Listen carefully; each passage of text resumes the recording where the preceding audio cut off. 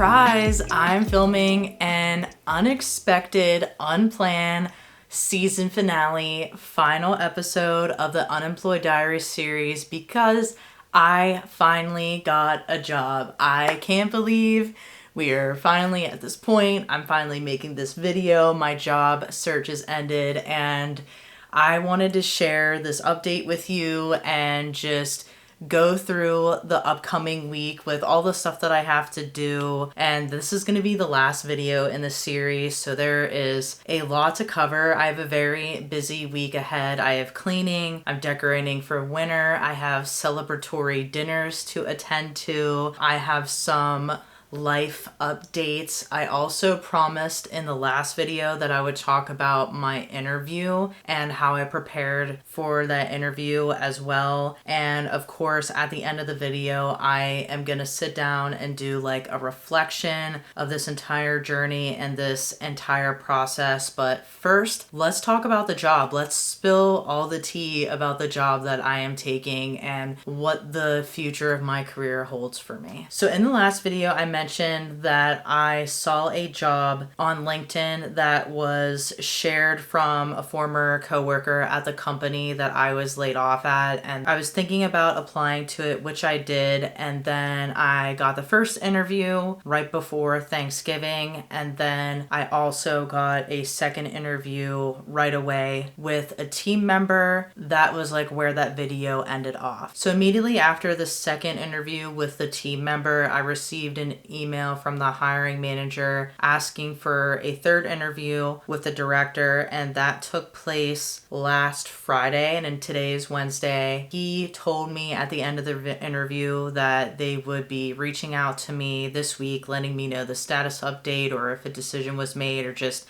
any update on the job. And I had a really good feeling about it from the beginning. From the first interview, I just felt like this is it. I'm pretty sure I'm going to get an offer. The job was of interest to me. The team and the culture of their team seemed like a good fit. And then yesterday afternoon, I got a call from the HR department from talent acquisition, and they gave me the offer and I accepted. So I am going back to the company that I was laid off from, which I was definitely nervous about. And I shared that with them in my interview. I said, I am nervous about going back because of all the layoffs, and we talked about that, and they explained that their department is stable, and instead of outsourcing their work, they're looking to insource their work. It's a much smaller department, so they're very busy. So that kind of like put my worries away. So discussing the stability of the position in the department made me feel a lot better and made me feel a lot more comfortable. It is a completely different job than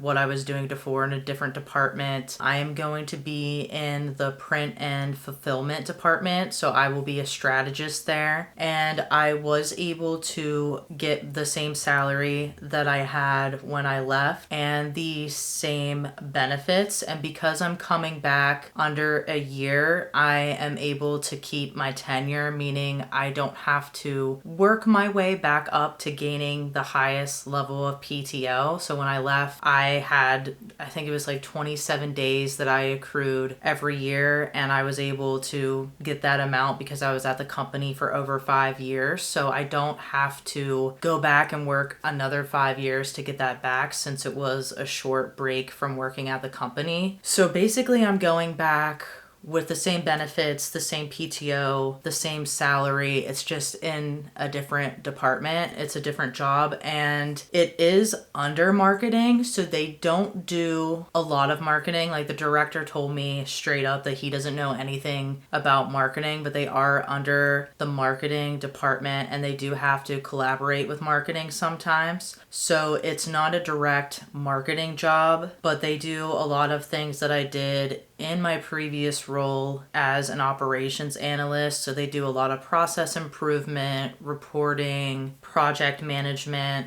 So I do believe that some of the marketing skills that I picked up from the digital marketing course I took at Google are probably going to go into play here, but probably at a very high level since it's not a specific marketing job. But the most important thing to me when I was looking for jobs was to, one, do something completely different. I didn't want to do claims operations again. That was what I was doing previously. I was an analyst. So there was two things that were really important to me for finding a future role, and one of those things was to do something new and something different. I didn't want to do what I was doing before or do anything that I've done in the past. So this checks off that box because I've never done print and fulfillment before. And I also wanted to make sure that I had a good culture fit, specifically being on a team that values growth internally as a professional and externally as well as like in your personal life. And from what I can tell from having conversations with all three of these team members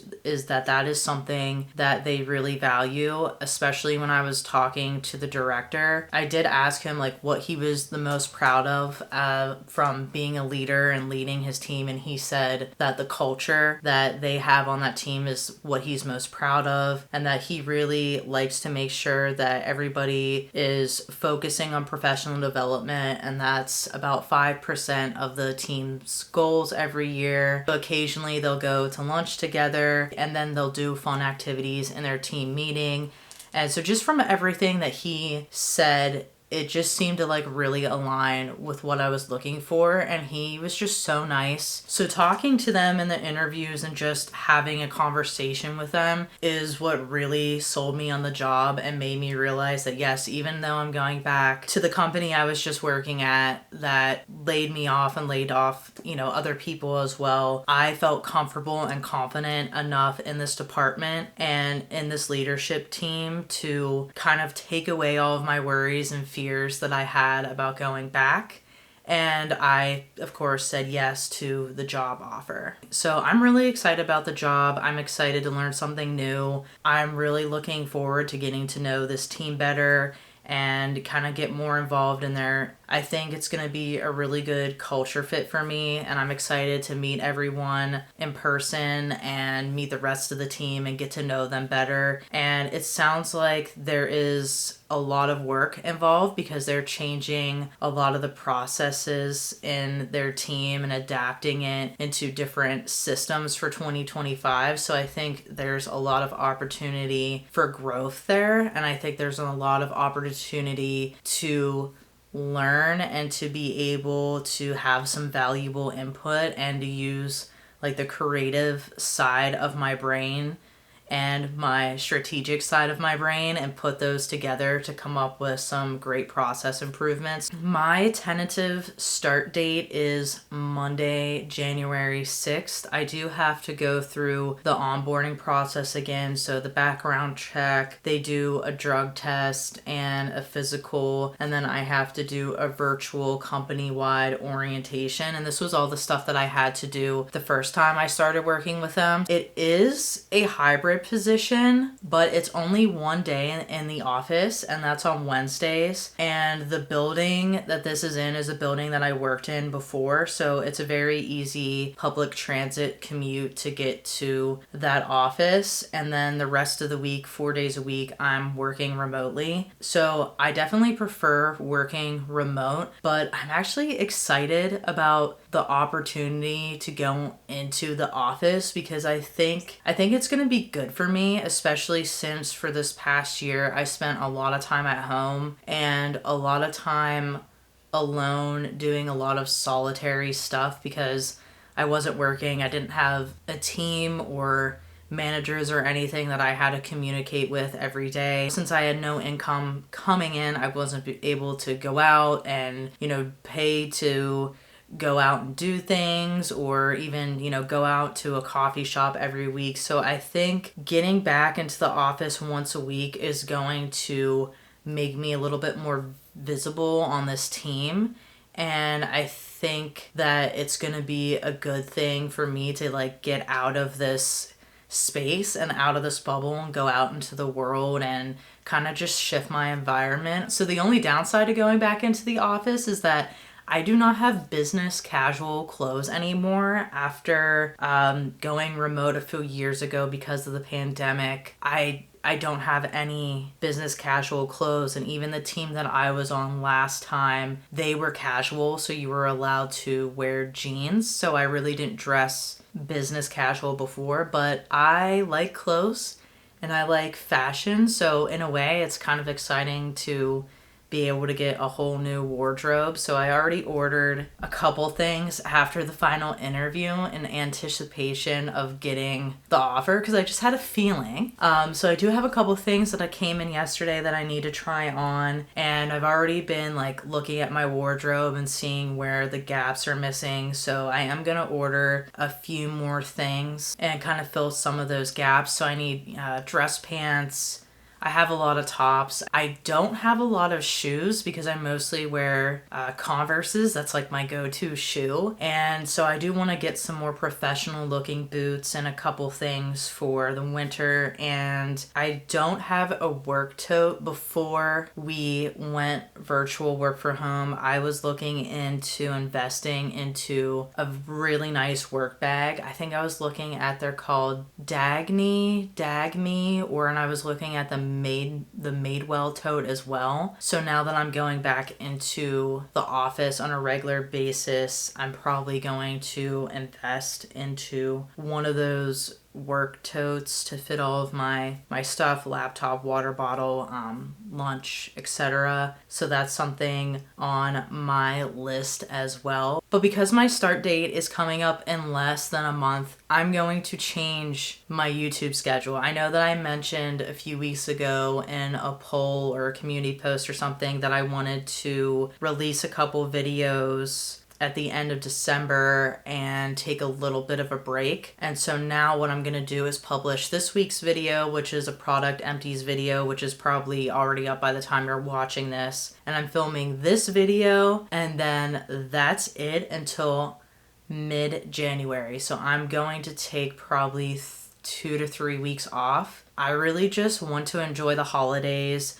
I want to make sure I get everything done for the onboarding. There's a lot of fun things that I want to do until I have to go back to work, and there's some family things that have come up that I'm going to update you on later in the video. If I have time, I may post a small short video in between the break, but I did want to let you know that there is going to be a period where I'm taking a break because I feel like even though I was unemployed, I have been doing a lot of work between the YouTube videos, LinkedIn, job searching, networking, learning, and I just want to have fun for the rest of 2024. I just want to be able to read a book or bake or not have any pressure to do anything. So I wanted to let you all know that I am changing things around a little bit because of the job. But moving on. So that's the exciting news. I feel like a big weight has been lifted off my shoulders because the thought of what am I going to do when I run out of my savings was kind of slowly starting to creep in. So I feel really good knowing that I still have savings in the bank account, that I'm not going to drain my savings account. And starting in January, I am going to have income coming in and a new opportunity. So I feel like I'm in a good position right now. So for the rest of the video, I'm going to take you with me while I clean and decorate for winter. And eventually I'm going to go over my interview prep, some life updates. And like I said, at the end of the video, I'm just going to do like a general reflection of the unemployment journey. So this is probably going to be a longer vlog. So make sure you stick through the whole thing to get all the updates and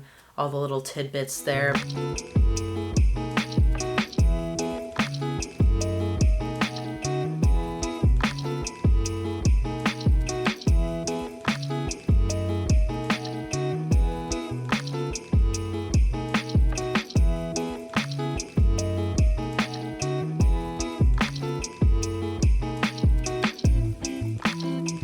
So I'm taking a break from cleaning because all the dust was starting to make my eyes itch and get watery in my nose, and I took an allergy pill. I've been having a lot of issues with allergies lately. So when we turn on our furnace, it gets dry in here and then my allergies go crazy and I couldn't finish cleaning. So right now I'm planning the grocery list for this week because today's Wednesday, so that's grocery night for us. And next week is the solstice or Yule, so that's typically when Kevin and I have a big dinner. So I'm gonna get some stuff ahead of time to prepare for that. So I'm making a red velvet cake and homemade green bean casserole with like a mushroom cream sauce. And I'm also doing some sort of thyme potato gratin, so I think I'm gonna get the potatoes this week. And then we typically do like some sort of roast. It depends on what's on sale. Sometimes we can get a prime rib roast for a really good price and I throw that in the crock pot, or sometimes I can get like a little chicken and roast that. So I'm not sure what I'm gonna get yet because they didn't put out like the holiday sales on the grocery store yet. I'm gonna check Giant Eagle and Fresh Thyme because right now I'm just looking at Whole Foods. So I'm trying to plan for that and figure out what I want to cook. It's been cold, it's snowing, so I definitely know I want to make baked ziti because for some reason I'm just feeling the baked ziti. It's probably because a few weeks ago I was at my friend's house and she made baked ziti, and ever since then I'm just like, man, I could really go for more baked ziti. Kevin wants to have chili. He likes making chili and we never make chili the same way. It's different every single time. And then I don't know what else. I know I like to have chicken. I always like to have a chicken dish to get that lean protein in. And I was thinking maybe something with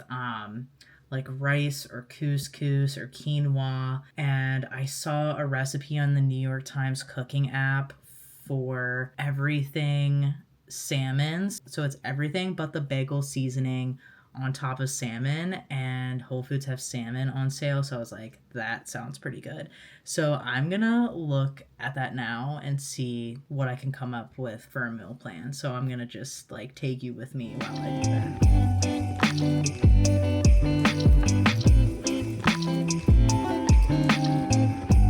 that. Good morning, guys. It's the next day and I am getting breakfast. I just wanted to check in. This morning when I woke up, I received an email from Talent Acquisition for the next onboarding steps. All right, I'm going to sit you down. Sorry, these things are in the way as always. And of course I have like cabinets open. You know, I just always leave these open for some reason. Anyway, so I got the email about the onboarding stuff. I have paperwork I need to fill out. I have to schedule a physical and a couple other things by December 15th. And then I have a couple more things that are due after that have to be due by December 22nd in order to start on January 6th. So I'm going to do that later tonight. It is very, very cold out. We got snow yesterday, as you've seen, and then it got really, really cold. Literally on Monday, it was 54 degrees and raining, and then yesterday was Wednesday and snow, and now today it's like 20 degrees outside and really, really windy. So, I don't know, I guess it's just how Pennsylvania is these days with its weather. So I'm going to keep cleaning up today, and later tonight when it starts to get dark and I can't see anymore to clean, I'm going to do the onboarding stuff and try to edit my video for this Sunday. I feel like I'm having a hard time getting things done because of losing light. It's very hard for me to stay productive, and I've really been struggling with getting up. I keep setting my alarm for like right before 7 o'clock, and I feel just so completely tired. I literally am sleeping through my alarms. I had 2 alarms. I had my sunrise alarm and then I had my vibrate alarm on my Apple Watch the other day set, and I actually slept through both of them. So I don't know what's going on. I haven't been having like the best dreams either because of things that are going on with my family, which I'll talk about later. I don't know. I think I'm just like, there's a lot going on. There's a lot of things happening with my family. And even my deep sleep, according to my Apple Watch, is about 10 to 20 minutes less. So I think my sleep quality is just not that great. And I think that's why I'm really struggling with waking up. Like, I just cannot get up. I don't get, like, depressed or anything in the winter. I actually really, really love the winter. But for me, the winter is a time to, like, calm down or relax and not be as productive. But with what's going on, being late with getting my winter decorations up, starting this job, there's a lot more stuff that I need to do, and I need to be more productive than what I'm used to at this time of year. I'm used to just kind of like not doing anything and like relaxing and having fun and just reading a book or, watching movies or baking. So I definitely have to get the productive stuff out of the way so I can get to the point of relaxing. So that's like the struggle that I've been experiencing lately. But I'm going to go grab my coffee because it's finished and make my breakfast, and then I will check in with you guys later.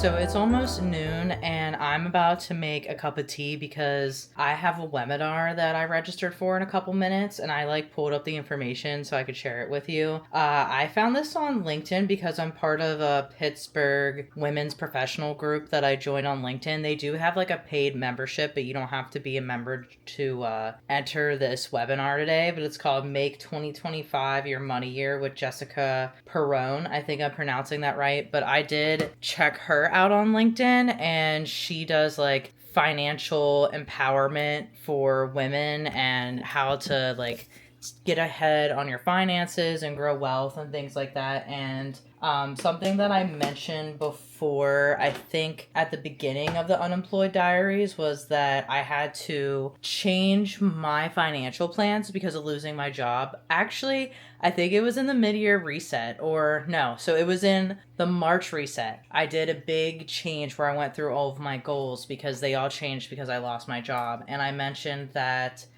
I was hoping to start investing, that I had money set aside to do an initial investment, which I don't think I went into great detail, but that was something that I was planning on doing. So now that I have a job again and I still have quite a bit left in my savings, I do plan on doing that in 2025. So I just want to learn about money and finances and just, I don't know what to expect. I go into these webinars not expecting anything and just keeping an open mind and hoping to learn something. So that's what I'm doing over lunch. But right now I'm making a cup of tea. I got 2 new types of tea with my regular tea order for the holidays. So let me show you what I got. I got the Nutcracker blend from Harney and Sons. This is black tea with chocolate almond and hazelnut, and the tin has a nutcracker on it, and I thought that was really cute. And then I also got White Christmas, which is white tea with vanilla and almond flavors. So I think I'm gonna go with White Christmas because I want something. I feel like the Nutcracker blend, and I apologize, my coffee station is very messy and needs clean, but I feel like the Nutcracker blend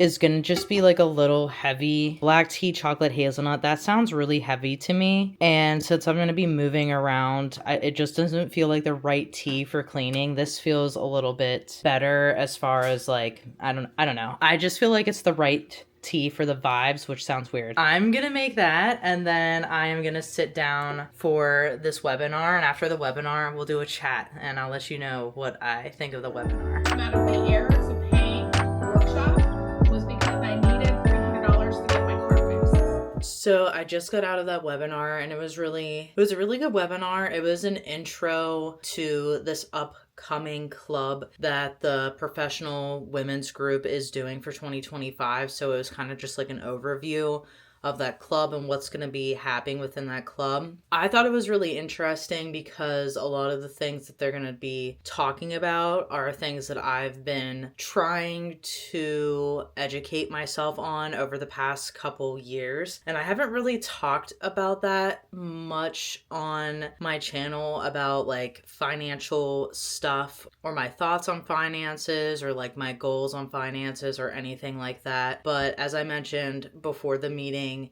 investing is something that I want to get started on because I do have savings and I've worked on my credit score and all this other stuff. So the program for 2025 meets once a month and they're going to go into this stuff in detail. And you do have to be a member if you want to participate for free. But if you're not a member, there is a price tag associated with joining just this portion of the financial club. But the membership comes up with a lot of great benefits. There's networking events, there's a directory, some of them are virtual and some of them are in person. So there's a lot of different things that you can go on. They have different workshops.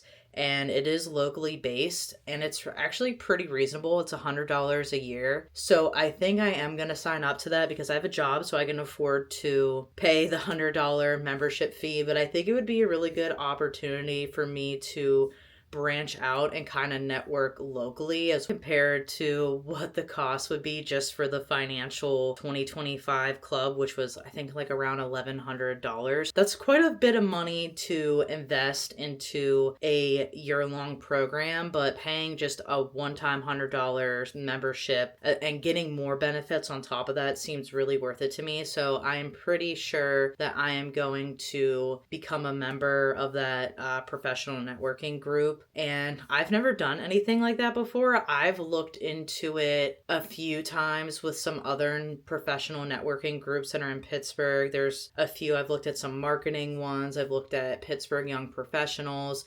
And I always thought, wow, that'd be fun to join one of those and just like try it out for a year and go to the events and like meet new people. And I never did. So this is the year. This is the year I'm going to do it. And I'm going to join this one and I'm going to see how it goes and go from there. Maybe I will try another one in 2026 or I don't know. We'll see. But I think that's what I'm going to do for this upcoming year. But yeah, it went well. It was very empowering. The personalities from the host and the other people, the other women in the group were really great and they talked about a lot of stuff that I'm passionate about and a lot of things that really just align with my values and aspirations. So I think it's like a good fit for me. So yeah, so that's the details on that. But I'm going to get back to cleaning and that's like the plan for the rest of the day is just to clean up and get stuff ready so I can decorate later this week in a couple days. So yeah, so I will check in with you guys, probably not today, but maybe. Okay, while the sun is still out, I'm going to try on an order that I placed that has some business casual clothes. And there has been this pair of shoes that I've looked at for 2 years now. And I was just like, if I ever worked in an office again, I would buy these shoes because they just, chef's kiss, they're gorgeous. I have one shoe on my right foot right now. So let me just show you. Okay, so this is the shoe and I'm trying to figure out a good way to like show it off on camera. Obviously I have sweatpants on, so it looks really silly wearing this, and I'm just going to take the shoe off to show you. I think it's easier to just show it this way. So this is the shoe.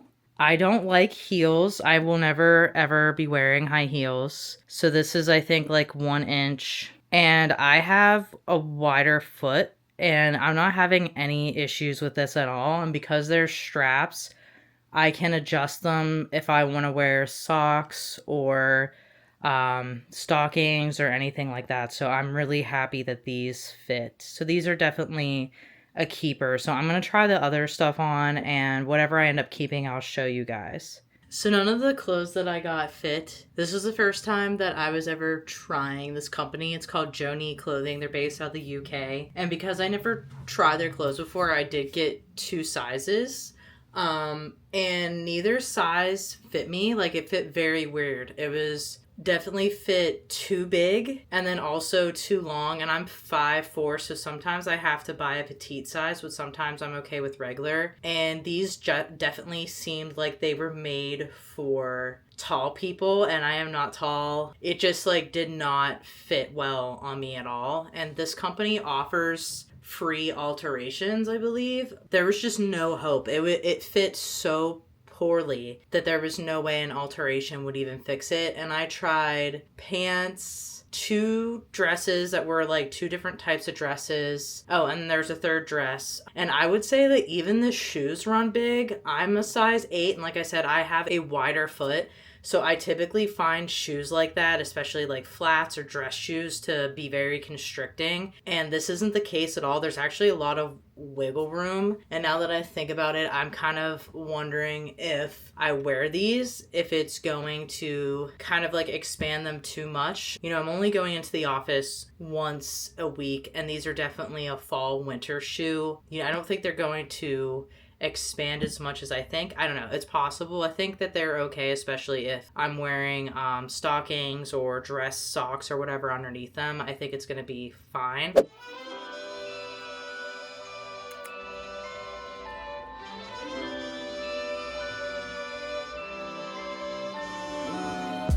Good morning, guys. It is now Friday, December 13th. Ooh, Friday the 13th. Oh my gosh. I just realized that. Some people think that's unlucky, but I don't know. I don't have any thoughts on that. Anyway, I'm finishing up my coffee, which is a bit cold now because it's cold outside. We got some snow again. Oh, there's some blue coming out now. I do see some blue sky, but this morning it was very dark. So once again, I did not get up till 8 o'clock, even though I tried to go to bed early. I'm going to stop rambling because I thought while I'm finishing my coffee, we would just chat about the interview process and how I prepared for the interview. So if you didn't watch the last Unemployed Diaries video, I'm just going to give you like a timeline of how the interviews happened for me. So I'm pulling up my calendar just so I can get the dates correct. In the last Unemployed Diaries series, I was filming at the end of November, and I applied to the position on Thursday the 21st, and that was like a few days after I saw one of my former coworkers like the hiring manager's post that she was hiring on LinkedIn. And then on Monday, I got the call from the hiring manager to schedule an interview, so that was literally 48 business hours. And then I scheduled the interview for Wednesday the 27th, the day before Thanksgiving. And during that interview, she asked me to do the second interview with the team member, and he came back from vacation on Monday. So he reached out to me and I scheduled it for Wednesday. And then about 10 or 15 minutes after the second interview was done, the hiring manager reached out to me via email for a third and final interview for that Friday with the director. And after I confirmed the third and final interview, she sent me a connection request on LinkedIn, which at that point is when I was like, I'm pretty sure there's a good chance that I'm going to get offered the position. I had the final interview with the director. He said that the hiring manager would reach out to me the following week. And then on Tuesday of this week, I had the offer. So from the moment, 1, 2, 3, so it took 3 weeks and like a few days for the entire process to be start to finish. So it was very, very fast and very efficient. I didn't even really have to ask like what the next step was because they just immediately boom, boom, boom. So that was really good. That's also, to me, felt like a good sign that there was a good chance that I was going to be able to take the position or be offered the position. So it happened very, very quickly. So since I had already previously worked for this company for almost 8 years, I already knew what to expect from their interview process. I knew that they had a list of questions that they had to ask. I never have looked at these lists, but I've seen them use it in interviews. So I knew that they only asked 3 to 5 questions, and they were very basic. So some of the questions they asked, and I don't remember the exact terms, they asked about a time that I made a mistake on a reoccurring task. And I think that question was asked twice by the hiring manager and the team member. And I already prepared to answer that question because that's a common interview question. So that leads me into like what I want to mention about getting prepared is that you definitely want to research the common interview questions, and you want to have what I would like to call stories prepared. So what I did was I went through ChatGPT and I asked ChatGPT to come up with some basic interview questions that are common that they typically ask. And ChatGPT gave me, I think, 5 to 10 of those questions. And then I said, okay, that's great. Here is the role that I'm applying for. Here's my resume. Can you come up with some specific technical questions that they might ask? And so then I got another couple questions. And so what I did was I took the whole entire spreadsheet. I think ChatGPT ended up giving me 10 to 20 questions. And I just wrote the answers. Like I wrote the little story out that I had for each of those. And then I sent it back to ChatGPT and I said, here's all the interview questions you asked me. Here's my answers. What do you think? And then ChatGPT said, well, you could tailor them specifically this way, etc., etc. And I was like, okay, that makes sense. So then I kind of memorized those. And I don't mean I memorized them word for word. I just memorized the stories. And I actually have notes that I put on my laptop screen that I could refer to in the interview if I needed to, but I ended up memorizing everything so much that I did not have to look at my screen. So I'm just gonna pull those up. So one of my stickies was the mistake I made at work. I know that the greatest weakness or the greatest strength is like a common question they ask, so I did have an example for that. They did not ask me that though. They asked me about Excel and my knowledge in Excel, so I just explained that I have used it before. They asked me something along the lines of, when was the time you didn't succeed or you failed at work, and like how did you handle that? And I had a story for that. I did have another story that I ended up using in one of their questions about a time where I made a process improvement. So that's something that I spoke about. So those are just some of the things that I decided to come up with. And I also wrote about how I handled multiple priorities, how I like created systems to manage projects. So I just came up with a bunch of little stories, and these stories were applicable to a lot of the questions that was being asked. I did look into AI mock interviews, and I did not find them to be very helpful. And the reason that I didn't find them to be helpful was they were asking a lot of very specific questions about print and fulfillment. And I have never worked in print and fulfillment before, and I wasn't getting hired because I have print and fulfillment experience. I was getting hired because, one, I worked at the company before.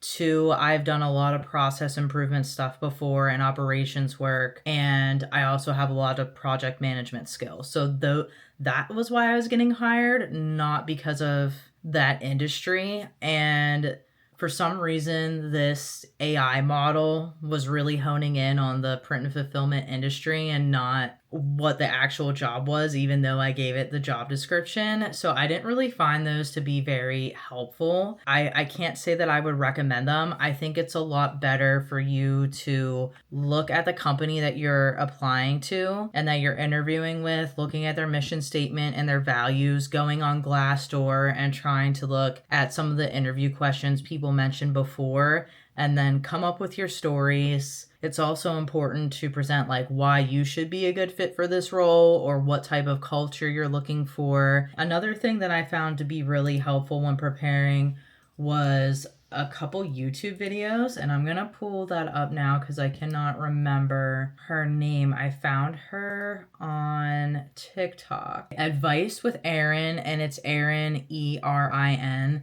She has like white blonde hair. I watched her video 6 Steps to Ace Your Interview and Pep Talk, and she opened in the video with saying that if you have the interview, then they already think you're qualified for this job. So now you just have to make sure that like you're not lying about your resume, that you're a good culture fit, and that you're not like, I don't know, a psycho, or you're not, like that you're a stable person and that you can handle working. Her just saying like, if you have the interview, you're already qualified for the job, really took a lot of stress off for me. And I know that we think hiring managers and recruiters are like the enemy, or at least I don't feel that way, but at least from me being on LinkedIn, I feel like that is kind of like the thought process behind the hiring process, especially with this job market being tough. And that's really not the case. Recruiters want to find someone to fit the role, and hiring managers want to find a person to fit the role. And yes, I think sometimes hiring managers and recruiters can be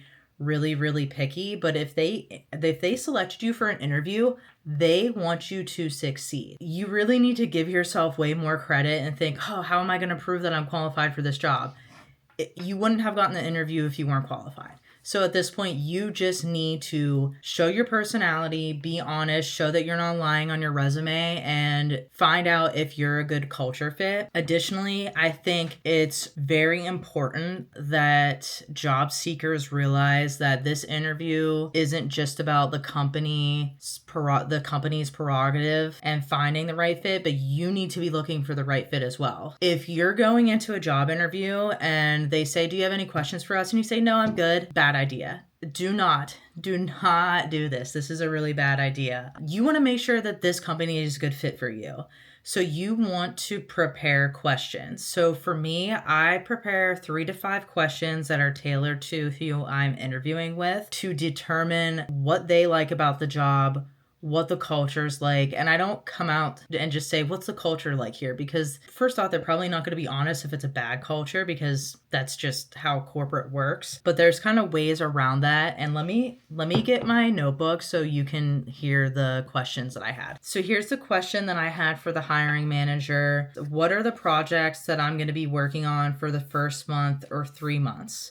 And she kind of already answered that during the interview, which I said, you already kind of mentioned this in interview, but I just want to, make sure I know what projects I'm specifically going to be working on my first month to 3 months being in this position. I also like to add a fun question to kind of break up the professionalism and make it more casual. So I asked what was her favorite part about working in the department. So asking that question, she just lit up, and she was able to talk to me about her passions, about how she loves that every day is different and that she's always learning new things and that she works with really great people. Second interview with a team member, I asked, what are some of the top hard and soft skills that you learned during this role? What's the biggest challenge that your team's facing, and how is this role going to help address it? And what advice would you give to someone starting this position to ensure they succeed? So he answered all those questions, and we did talk about those, and I wrote notes down, of course, to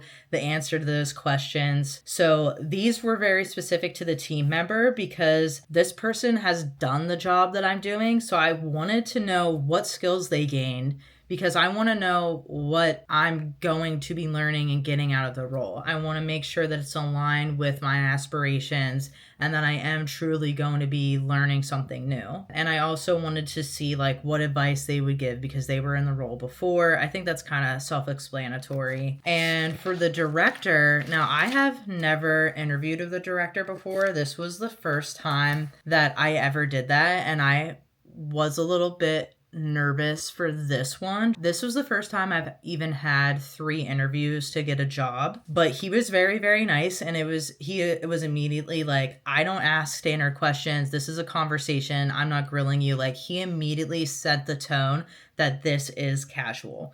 So I felt very comfortable right away, but I asked what he what growth or process improvements does the department plan to focus on for the upcoming year? I asked, what's like the one thing that you're most proud of for your department and the team that you led, and what do you value most in your employees under your leadership? Those questions were just more to figure out what type of leadership it is and what like the overall department looks like. So they were all definitely designed with a purpose and intent and tailored to who I was interviewing with. I took notes. I have a whole page of notes from talking to him. I probably could have taken more notes, but I was in the middle of a conversation. So that's a very like high level explanation of how I prepared. So all the questions that ChatGPT and I came up with to help me prepare, and then the answers I did print out on a paper. And for like a day or two, I would just like take that paper around while I'm getting ready for bed or whatever. And I just would out loud speak the question and then answer it. And then sometimes I would look in the mirror while I was doing it. But most of the time I was just speaking out loud. That way I could memorize the stories in my head. To be honest, since I'm already presenting to myself on camera as a YouTuber and talking to people all the time this way, public speaking is pretty easy for me at this point. I was definitely very nervous for the first interview because it's I haven't interviewed in a really long time, and there was just so much pressure about getting a job since I was going to be running out of my savings, in the next like 5 to 6 months. Once the interview started and we started talking, I felt very comfortable, and a lot of the pressure and nervousness and anxiety went away. It just kind of started flowing, and I think the reason that it was flowing is because I felt very confident. But if you don't feel confident and you don't feel like you have the gift of gab and it's not easy for you to talk to people, my advice would be to pretend that it is. Fake it until you make it. Pretend that you're confident. Pretend that you're the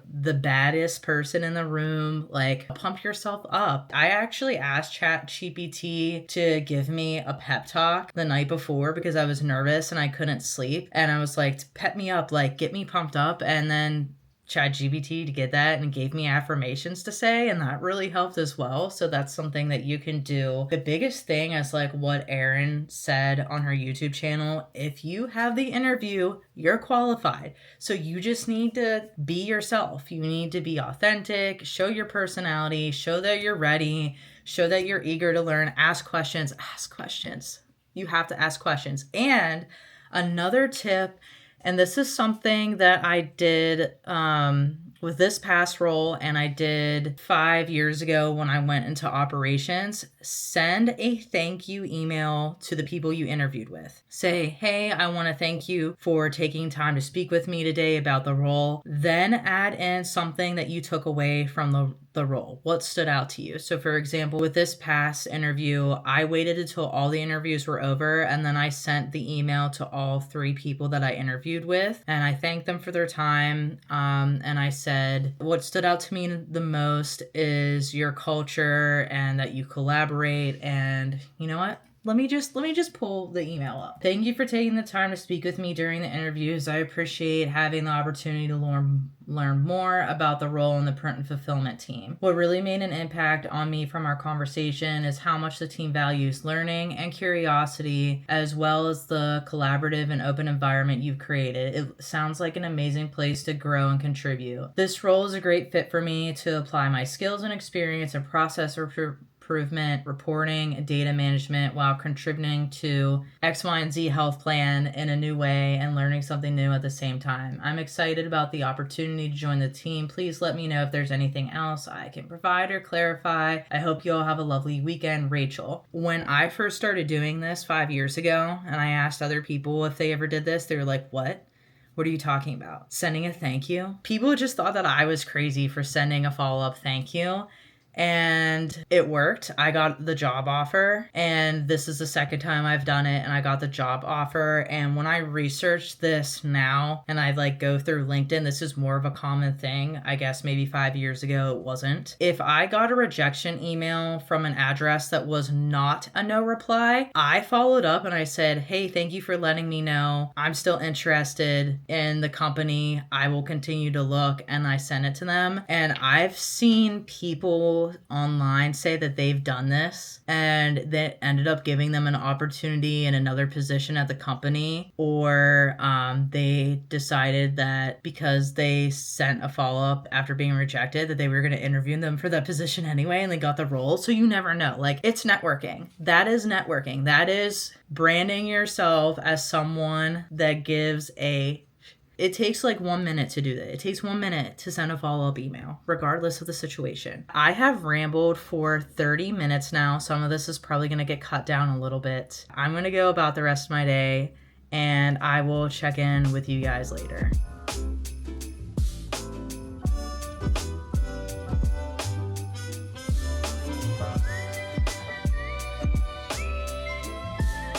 So it is now Monday, December 16th, and I just got done commenting back on everyone's comments on the channel because yesterday I announced that I have officially been completely monetized on YouTube. I hit this, I believe it was Saturday, and I was waiting for everything to load and go through to announce it on the channel, but I am now a full YouTube partner, so I have AdSense turned on, I have Supers turned on, and I have Brand Connect turned on, so I'm officially going to start making money from all of my monetized videos with AdSense. That's really exciting. I can't believe that this is all happening in 1 week. So in 1 week, I got my job offer, I got monetized on YouTube, and I did not share this yet, but I applied to be a part of affiliate program for Cultivate What Matters, which is the company that does the Power Sheets Goal Planner, which I have mentioned quite a few times on my channel. I didn't use it last year. I wanted to try something new, and I'm going back to that this year, but that's the goal planner that I love using. And I also got approved for that affiliate program this week. So I do have a code that's up on my channel now. You get 10% off your purchase of $25 or more. And if you use my code Rachel Elizabeth, I do get a portion of that. So I get a commission. So within 1 week, I managed to get 3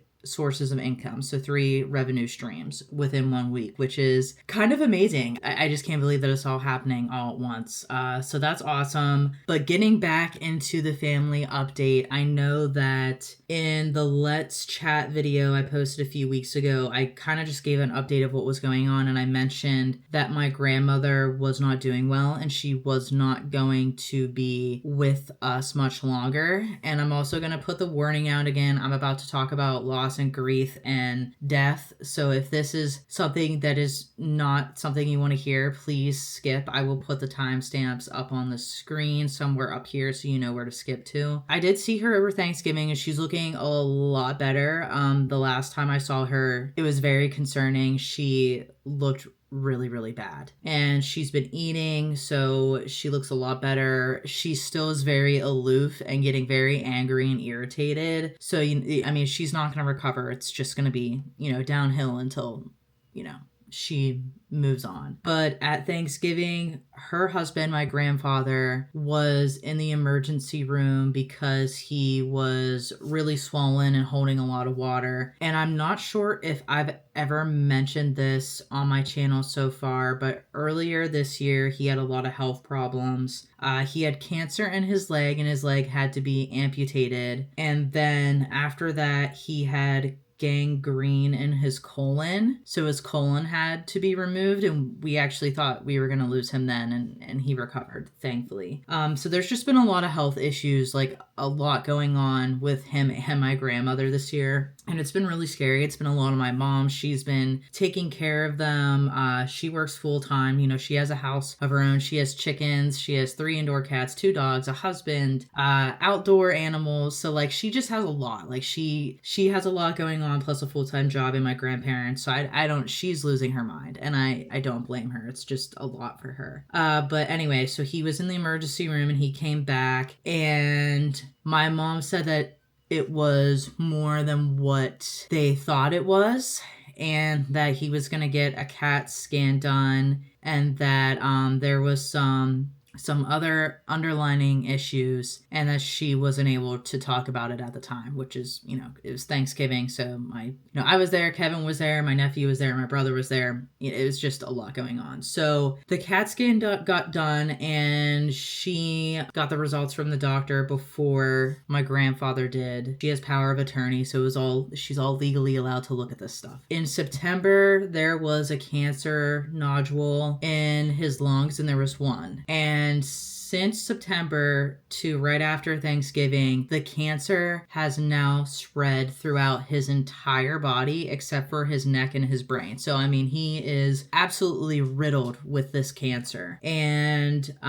because of the leg and the gangrene that he had that with the colon removal, he also had cancer a long, long time ago when I was a kid, and he had chemo for that. So based on like everything that was going on, he just said that he would not like to pursue treatment, and they said that even if they were to do treatment, like a biopsy, that the biopsy could leak toxins into the system or something. I'm not a medical professional, so some of the stuff that I'm saying could be wrong. It's so far gone at this point and so far along, and he has had all these stuff that he's like, I'm just tired. So he made the decision to not pursue treatment and just focus on comfort of life. And so he was also put on hospice, and they have not given a timeline for how long. I'm assuming if you go from September to one cancer nodule to end of November being completely covered in cancer, I'm assuming that it's a couple months. So before I start work, between Christmas and New Year's, Kevin and I are going back again to spend some time with them before I have to go back to work. That may be the last time I see him. You never really know what's going to happen. I might have to go back sooner. That's actually one of the main reasons why I want to take a break, because I want to be able to go back and not have to worry about, the holidays, dinners,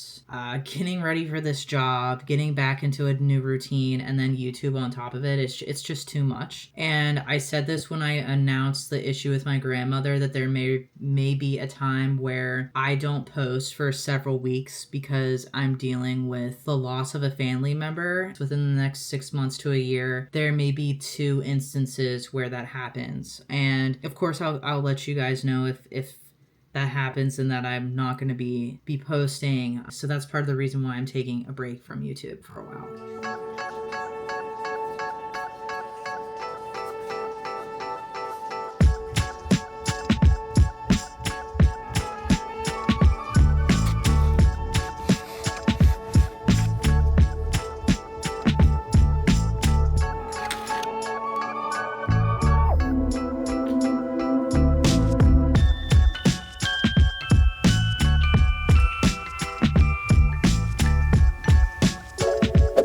Hey everyone, so it is now Tuesday and it's around 1 o'clock. This morning I went and got my blood work and my drug test done for my onboarding screening. That took about like an hour and a half, 2 hours for me to get back and forth from doing that. And then I came home and I immediately had breakfast because I had to fast for my blood work, so I was hungry. I'm definitely feeling like tired and just I feel like off because my schedule was kind of not the same that I'm used to, and I had to wait so long to eat something. So I'm gonna try to get the rest of my stuff done today. I am going to end the video here, so I just wanted to do a bit of a reflection, like a very brief reflection on my time off. And as I mentioned before, I do want to film a bigger overall reflection when I actually have time to sit down and think and like just process everything. So if you want to see that, please let me know in the comments below. And that's probably going to be something that's coming out in mid-January. Again, I am taking a break. I will be back in mid-January. Also, at the same time that I'm posting this, there's going to be a poll to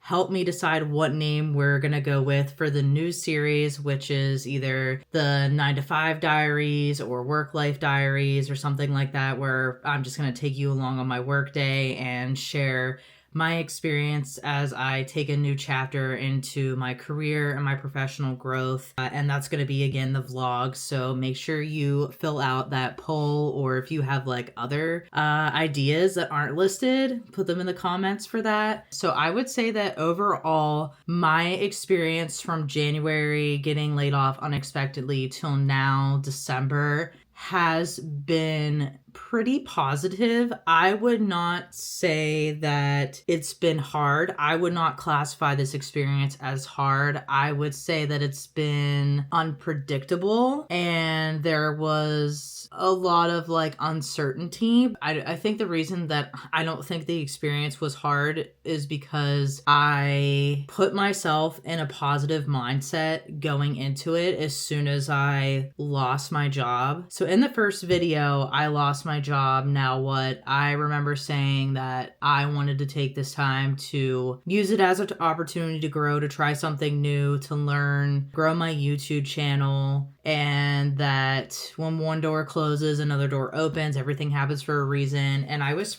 feeling very positive about it at the beginning. And yes, I had moments where I was really upset and freaking out and panicking, and I had anxiety, but overall the experience was good because I set out to do quite a few things and I did them. I got my Google digital marketing certificate, and then I did a marketing internship that was online, and that was a certificate program. I grew my YouTube channel the same week that I got a job. My YouTube channel is officially monetized, so that's like really awesome. And financially, I am actually in a really, really good position. I do plan on talking more about this in the other video, but I know I mentioned at the beginning of this series that I did have savings and that I got unemployment, and of course I had like my final checks and stuff from my employer. So I was being very, very careful financially, but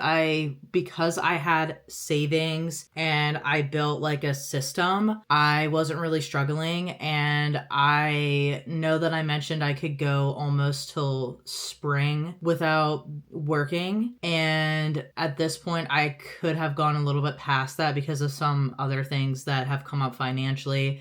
I even made some money on some of my side hustles. I think I made like $400 this year just on side hustles alone. So that was really helpful. But yeah, I plan on doing like a full chat about that. So financially, I'm still in a great position despite being laid off. So yeah, overall, it was a really good experience because I got to learn, I got to network. There are quite a few big things that I learned, and I am going to talk about that in an upcoming video that's separate from my reflection. So I'm going to do like a 5 top things that I learned from being laid off and unemployed, and then I'll do a longer chatty version that's just reflecting on more of like my personal experience and not really giving out advice or suggestions. It's more just like, you know, chatting. You gotta grab your coffee or tea for that, and we'll talk about it. I am coming out stronger than I was when I first uploaded that video, and I definitely am excited about my future. I feel really motivated. I feel really inspired. I feel so confident in myself, and I just keep noticing all the time, every time I go out in public, I feel more confident talking to people. I feel more confident just having conversations, and I feel almost like a whole different person. I mean, not a different person, but I feel like I'm a better version of myself, and every year that's what I really strive for. And in the past couple years, I feel like I've kind of just hit a plateau, and this year I feel like I've gone from like the plateau to moving up a lot with my personal growth and my journey. So I'm very happy with how everything turned out. And I also want to shout out to all of you for being there, for watching all the videos, for commenting, being a support system. I'm so happy to have everybody here as part of my little community, and I can't wait to take you with me on my next steps, and can't wait to see what 2025 holds for me. Feel free to drop your thoughts, your comments below. If you have any questions, if you want to see that full detailed video, if there's anything specific you want to talk about, don't forget to vote for the name of the new series that's coming, that's focusing on my career journey. And I hope you all have a wonderful holiday season. I hope you guys have a great new year, and I can't wait to see you in 2025.